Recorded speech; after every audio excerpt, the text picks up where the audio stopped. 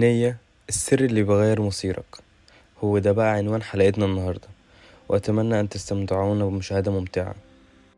في حاجات في الحياة شكلها بسيط بس تأثيرها عميق جدا، زي النية. النية مش بس أنا عايز أعمل كذا وكذا، لأ، دي ممكن تكون هي النقطة اللي بتغير كل حاجة. النية هي البداية الحقيقية لأي تغيير. عارف لما حد بيقولك أنا عايز أبدأ من جديد، الموضوع مش بيبدأ لما يغير شكله أو يسافر أو يفتح مشروع، لأ، بيبدأ لما قلبه ينوي فعلا يغير.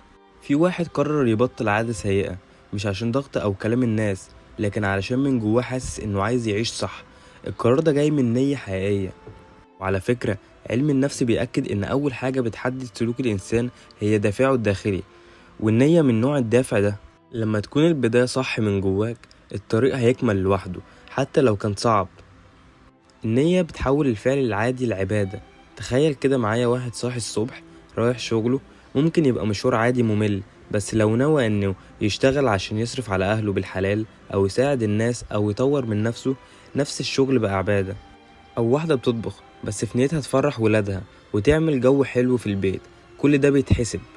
وزي المشي للمواصلات والدراسة وتنظيف البيت، كل حاجة ممكن يكون ليها معنى، بس انت لو نويت. لما تبقى نيتك وراك حتى الرتم البطيء في يومك يبقى له لحن مختلف، هنا النية مش محتاجة كلام، محتاجة تتصدق. في ناس بتصنع الخير قدام الناس لكن جواهم نية تانية، وفي ناس مش بتتكلم خالص ولا بتقول انا هعمل كذا عشان كذا، بس بينه وبين ربنا قلبه صادق. وافتكر قصة الراجل اللي دخل الجنة عشان ينوي يسقي كلب، مجرد نية نابعة من قلبه اتكتبت له عند ربنا. في علم النفس بيقولوا إن اللاواعي بيحرك الإنسان أكتر من الكلام، والنية دي من أعماق اللاواعي بتظهر في أفعالك من غير ما تحس. مش لازم تعلن نيتك، كفاية تكون انت عارفها ومصدقها.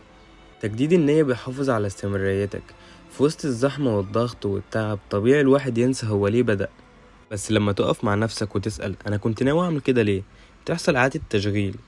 اللي بدأ يذاكر عشان حلم معين وبعدين تاه في التفاصيل، أول ما يفتكر الحلم بترجع له طاقته. علم النفس بيأكد إن الأهداف المرتبطة بمشاعر صادقة بتكون أقوى في الاستمرارية. لما تفتكر النية بتفتكر نفسك الحقيقية وتكمل حتى لو الكل وقف. النية الصافية بتفتح لك أبواب ما كنتش تتخيلها. في ناس نيتها خير فتلاقي أبواب بتتفتح لوحدها. واحد ناوي يساعد شخص محتاج من غير ما يستنى شكر، بعدها بأسبوع جاله رزق ما كانش متوقعه. وواحدة كانت بتزور قريبتها الكبيرة في السن دايما بنية الرحمة، جات لها من وراها فرصة سفر غيرت حياتها. النية الصافية زي دعوة حلوة بتطير في السماء وترجع لك رزق وفرج حتى لو الناس مش شايفة. لما تبقى نيتك خير ربنا بيسهل لك الخير حتى من غير ما تطلبه. وأحب أقول لكم في نهاية حلقتنا إن النية مش مجرد فكرة، دي قوة بتغير اتجاهك وبتدي معنى لحياتك وبتخلي حتى أصعب لحظات حياتك ليها طعم.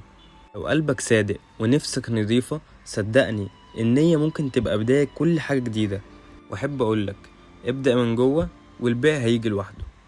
وهنا بنيجي لنهاية حلقتنا، وأتمنى أن تكونوا استمتعتم معنا بهذه الحلقة، وهستنى رأيكم في الكومنتات. وإلى اللقاء في الحلقة القادمة.